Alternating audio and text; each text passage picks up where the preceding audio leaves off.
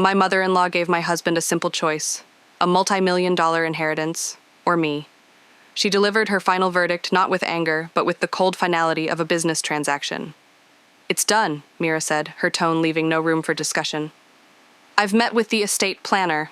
Annika, you should know that you are no longer named as a beneficiary in any capacity. Not for the business, not for the properties, not even in a contingent role."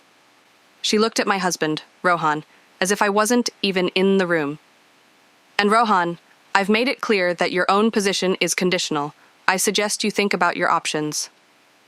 The silence that followed was absolute. This was it. The moment the unspoken threat that had hovered over our marriage for years became a stated reality. The will had always been her ultimate tool, the final word she held over our heads, and now she had finally used it. I braced myself for the familiar, gut-wrenching pattern. Rohan would suggest we talk about this later. He'd try to smooth things over, and I would be expected, yet again, to find a way to apologize for a boundary I had every right to set. But this time, something different happened. Rohan didn't look at me with a silent appeal for calm. He didn't glance away or shift uncomfortably. He looked directly at his mother. "There are no options to consider," he said, his voice perfectly level, without a tremor of anger or fear.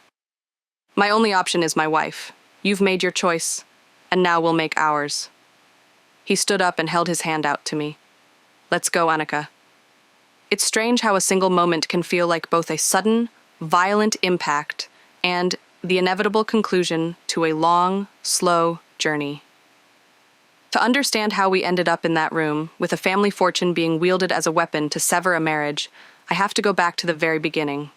When I first met Rohan, his family was presented as one of his most appealing qualities. He spoke of his mother, Mira, with a deep and abiding respect. She was a widow who, by his account, had masterfully taken the reins of the family's modest but prosperous manufacturing business after his father's passing. She was, in his words, the unshakable center of their world, the one who held everything together. My own family was loving but geographically scattered, a constellation of individuals rather than a tight-knit unit. The idea of marrying into such a close, seemingly supportive clan felt like a gift, a promise of stability and belonging I hadn't realized I was looking for. During our first few meetings, Mira was everything a woman could hope for in a future mother-in-law. She was charming, intelligent, and deeply interested in my career, my background, and my thoughts on the future. She called me a wonderful addition, and told her circle of friends that I was unequivocally the one for Rohan. The first signs of her need for absolute control were so subtle, so cleverly disguised as care, that I dismissed them as the quirks of a woman accustomed to being in charge of a business and a family. She'd suggest which restaurants Rohan and I should try for date night, framing it as, "I know the owner, you'll get the best table." It wasn't a demand, just a helpful tip. She'd ask to see my work schedule, not out of simple curiosity, but to help us all coordinate our weeks better. It felt like proactive planning, not calculation. I interpreted her constant involvement as love. The first real test, the first time the invisible strings attached to her generosity became tangible, was during our wedding planning. Mira offered to contribute a significant amount of money, an act of generosity that we were incredibly grateful for. But it soon became clear that her contribution was not a gift, but an investment that gave her controlling shares in our wedding. The guest list, she explained, needed to be expanded to include a long list of her business associates and their families. "It's not just a wedding, Annika," she had reasoned patiently, as if explaining a simple business concept. "It's a statement about family continuity, about the future of the business." When I expressed my desire for a smaller, more intimate venue that reflected our personalities, she countered by pointing out that her preferred caterer, a man who handled all of her corporate events, had a minimum headcount that our choice couldn't accommodate. Every decision became a negotiation where my preferences were weighed against her family standards. Each time, my wishes were found wanting. Rohan, ever the peacemaker, would step in with his usual refrain. "Mom just wants it to be perfect. It's her way of showing she cares. It's honestly easier to just let her handle it." So I conceded. I conceded on the venue, the caterer, half the floral arrangements, and the string quartet she insisted on. I told myself it was a small price to pay for family harmony. I didn't realize at the time that I was establishing a dangerous precedent. That harmony was my responsibility to purchase, again and again, with pieces of myself. I was learning to be compliant, and she was learning that I could be managed. After the wedding, the expectations became more explicit and were woven into the fabric of our daily lives. Mira expected a phone call from Rohan every single evening on his way home from work, a debriefing of his day. She also instituted a mandatory joint call from both of us every Sunday afternoon at 4 p.m. sharp. Holidays were to be spent with her. There were no exceptions. "We're a family," she'd say, the word carrying the weight of a decree, and holidays are when family is together. The first year, when I gently suggested we could perhaps alternate, spending Thanksgiving with my parents and Christmas with her, she acted as though I had suggested something truly radical and offensive. "But your parents understand," she said, not as a question, but as a statement of fact. "Our family has traditions." Rohan, when I brought it up with him in private, let out a long, weary sigh. "It's just how she is, Annika. It's not worth the fight." He didn't see it as a fight. He saw it as a temporary inconvenience. I was beginning to see it as the permanent condition of our marriage. Our lives required her consultation. When we considered buying a new car, she insisted on reviewing the financing options, claiming she could get us a better interest rate through her business contacts. When I was offered a major promotion at work that would require more travel, her first question wasn't one of congratulations, but a concerned, "How will that affect Rohan's routine?" My success was not my own. It was measured only by its impact on her son. My career was a variable in her equation, one that needed to be managed to ensure the primary sum, Rohan's comfort, remained constant. The financial entanglement, the true currency of her control, began in earnest about a year into our marriage. Mira announced at a family dinner that she was restructuring some of her assets. As part of this, she planned to give both Rohan and his younger brother, Karan, a small but significant percentage of shares in the family business. It was a life-changing gesture, one that would provide us with a level of security we couldn't have dreamed of achieving on our own for decades. But the gift came with a lecture, her gaze directed pointedly at me for most of it. "This is about legacy," she said, her voice formal. "It's for those who understand and respect what this family stands for. You should know that wills and trusts are living documents. They are adjusted for those who earn that trust, and for those who prove they are committed to the family's cohesion." The message was as clear as a freshly printed contract. Our financial future was contingent upon our compliance. A few months later, she offered us the down payment for an apartment in a building she had invested in. It was an incredible opportunity, one we couldn't have managed on our own for at least another decade.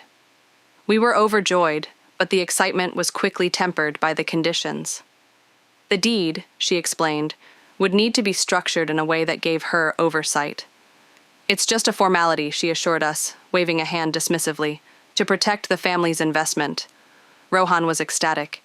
He saw it as his mother securing our future, looking out for us.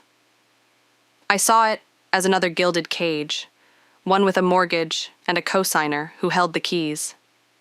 We were being offered a life, but it wasn't entirely our own. It was my friend Tara who first put a name to the suffocating feeling I couldn't articulate. I had called her to vent after a particularly trying weekend. We had been out for a few hours, and when we returned, we found that Mira, who had a key for emergencies, had completely rearranged our living room furniture. She said it improved the flow and opened up the space, I told Tara, trying to laugh it off as another one of Mira's eccentricities. Tara didn't laugh. There was a long pause on the other end of the line.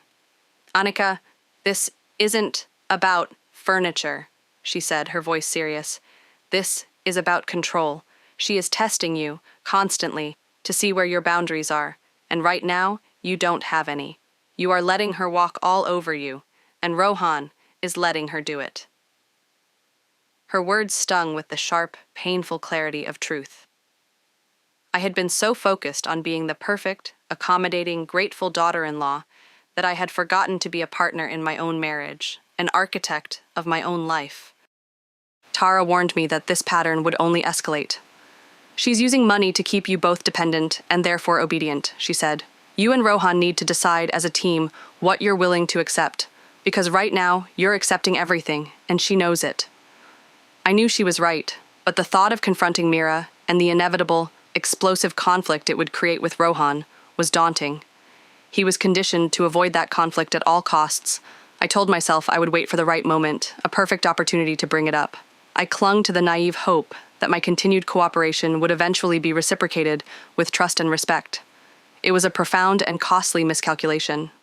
The breaking point began not with a bang, but with a simple calendar invitation. With the holiday season approaching, I sat down with Rohan and proposed a plan that felt eminently fair. We would spend Thanksgiving with my family and Christmas with his.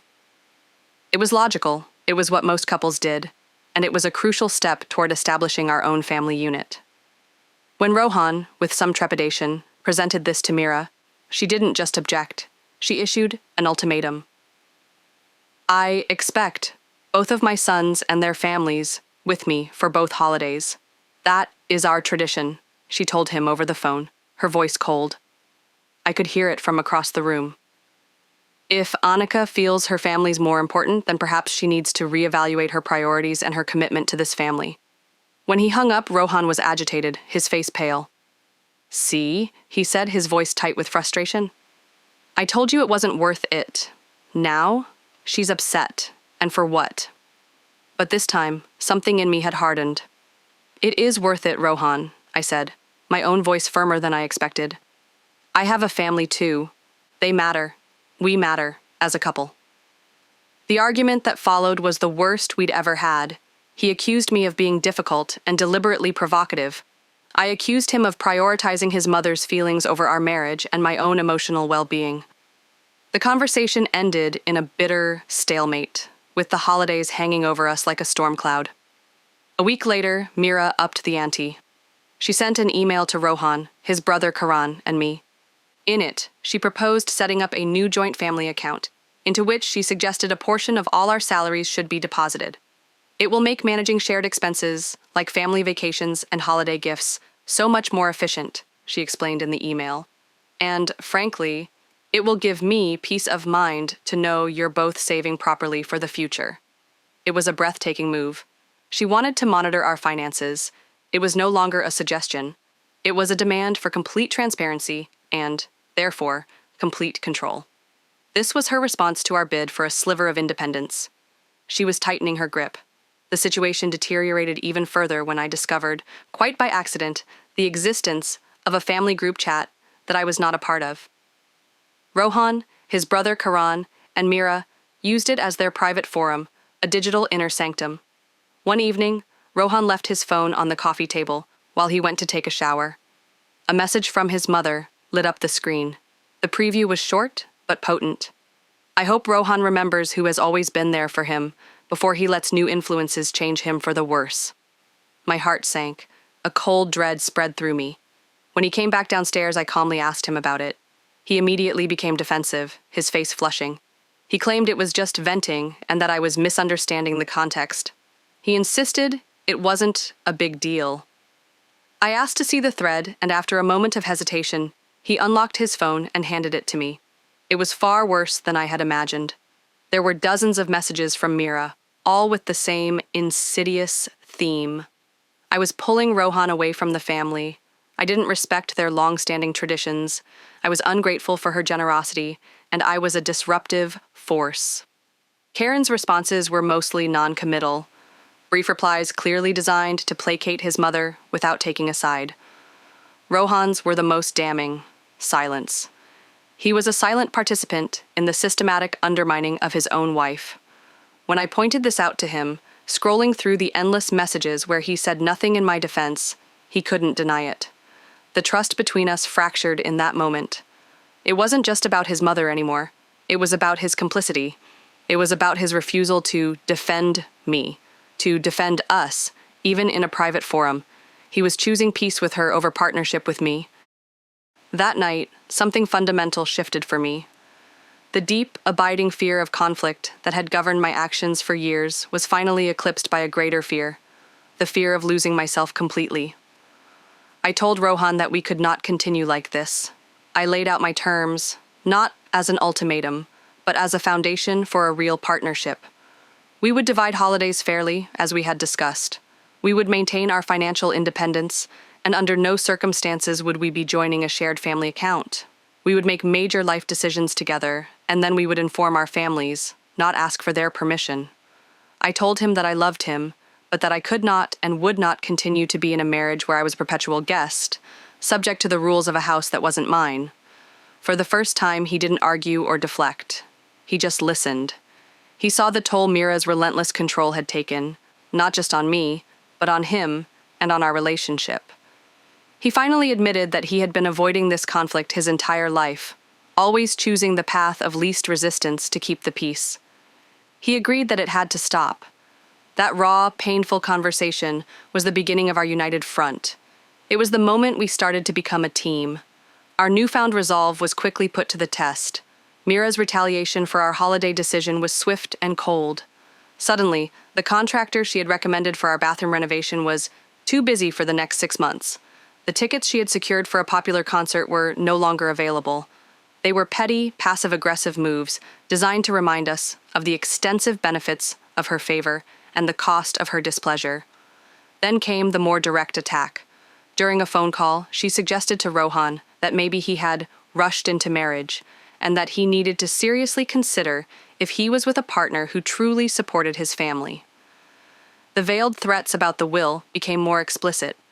She mentioned a clause she was considering adding, one that would reduce a child's inheritance if their spouse was deemed to be a disruptive influence on family cohesion.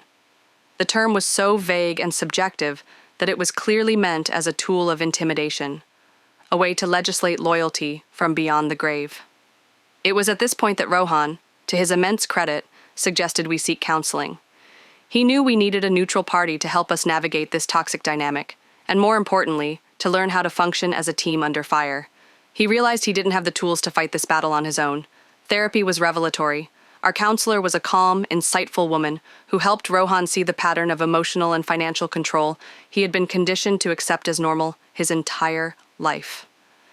He began to understand that his mother's love had always been conditional, inextricably tied to obedience. I learned that my own deep-seated desire to please and avoid conflict had enabled the behavior for years. We weren't just fighting about holidays or money, we were fighting for the autonomy of our marriage. We spent weeks working on identifying what our non-negotiables were. We created a script, a set of phrases we could use to present a united front without being aggressive. We practiced saying, "We've made a decision together on this," and "We appreciate your input, but this is what works for us." It was about shifting the dynamic from one of a child and a parent to one of adults communicating with another adult. We were preparing for a conversation we knew was inevitable, a conversation that would fundamentally redefine our entire family structure, for better or for worse. The final catalyst was not a conversation, but a formal letter. Mira, perhaps sensing she was losing her grip, escalated her tactics from verbal pressure to a written demand. She emailed us a document she had drafted herself, titled Family Expectations and Commitments. It was a list of stipulations for any family member who wished to be a full beneficiary of the family estate.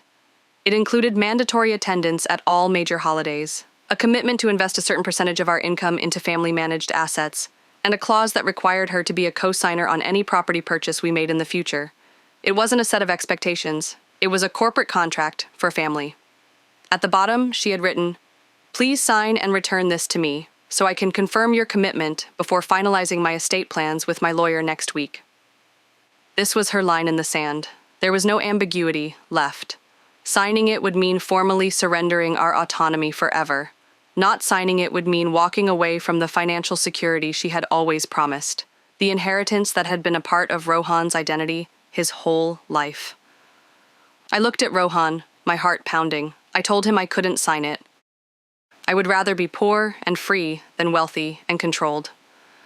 I held my breath, waiting for his response, knowing that this was the moment that would define the rest of our lives. He looked at the letter, then at me, and said, "Neither can I. We'll tell her together."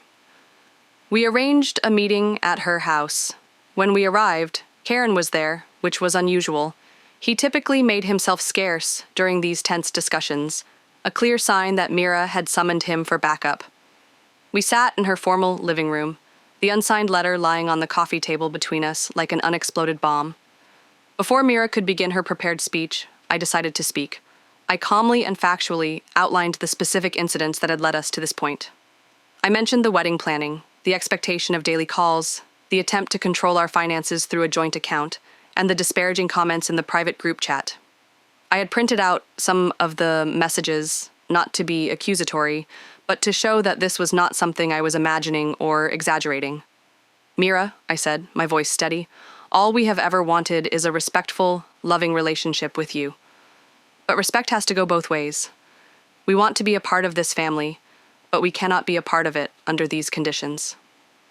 I explained that we would not be signing the letter, but that we loved her and truly wanted to find a new way forward, one based on mutual respect for our marriage and our independence. This was the moment of her final, irreversible choice. She could have chosen connection, compromise, or even a temporary truce. She chose control. She listened to my carefully worded, heartfelt plea with a stony, unreadable expression. When I was finished, she didn't address a single point I had made. She didn't acknowledge the evidence of her own words from the chat logs. She simply looked at me, her eyes devoid of any warmth, and delivered the line that had been her trump card all along. "It's done," she said. "I've met with the estate planner. Annika, you should know that you are no longer named as a beneficiary in any capacity." And that's when we returned to the present, to the moment where Rohan, for the first time in his life, chose his wife without hesitation, without qualification, and without fear. When he said, "Let's go, Annika," and we stood up and walked out of that house, I knew our lives had changed forever. We had chosen each other, and in doing so, we had walked away from a fortune. But as the door closed behind us, I felt a profound sense of loss, but also a startling, unfamiliar sense of freedom. The aftermath was immediate and chaotic. Within hours, our phones began buzzing with messages from extended family members, aunts, uncles, and cousins who had only ever heard Mira's carefully curated side of every story. We were accused of being disrespectful, ungrateful, and profoundly foolish. They urged me to apologize, to fix this for Rohan's sake, as if I were a misbehaving child who had caused a tantrum.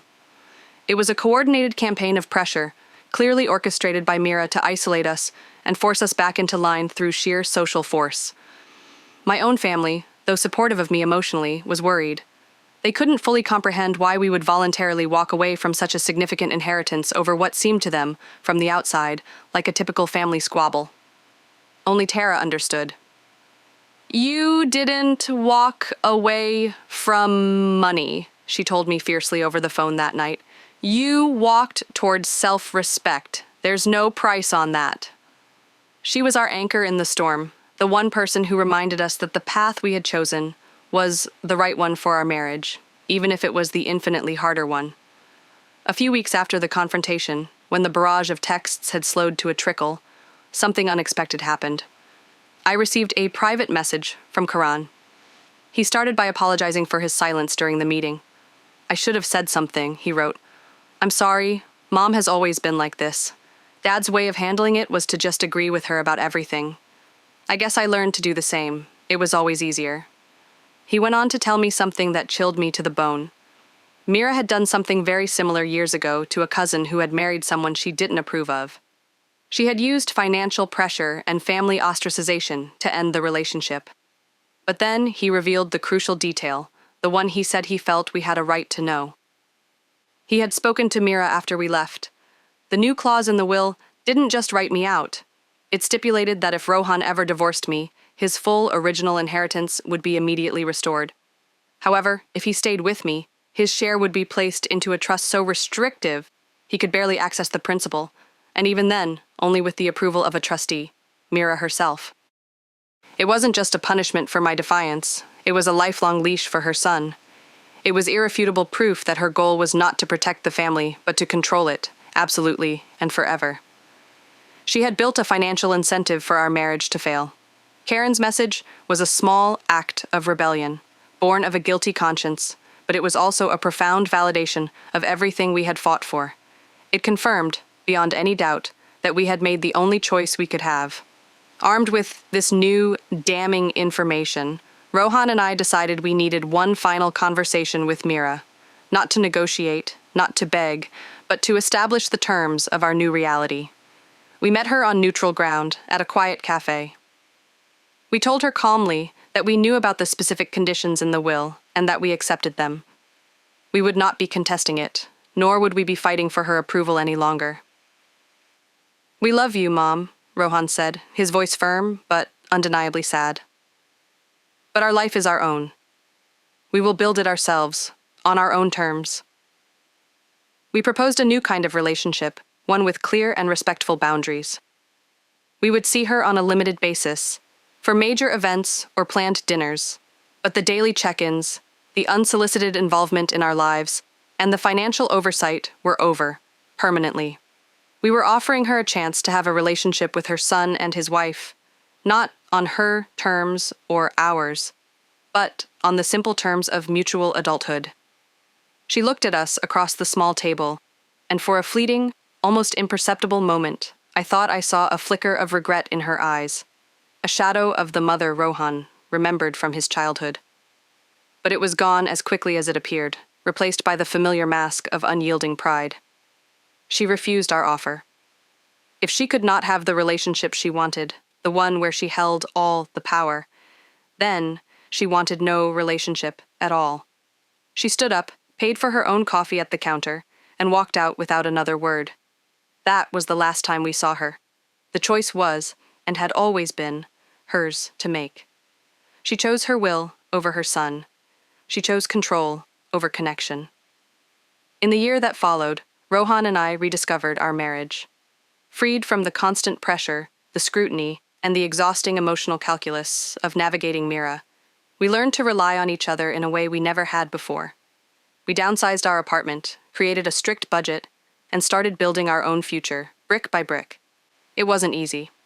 There were days when the financial loss felt immense, when we saw friends buying houses and taking lavish vacations, and we felt the sharp sting of what could have been. But then we would remember the price of that life, the constant anxiety, the loss of autonomy, the slow, corrosive erosion of our partnership. Rohan found a new kind of confidence, the quiet, steady strength of a man who had defined himself outside of his family's suffocating expectations. Our relationship, once a source of constant negotiation and conflict, became a sanctuary. We learned that the security we were building for ourselves, though smaller and built more slowly, was more real and infinitely more valuable than anything we had lost, because it was unequivocally ours. We had traded conditional wealth for unconditional love, and in the end, it was the best deal we ever made.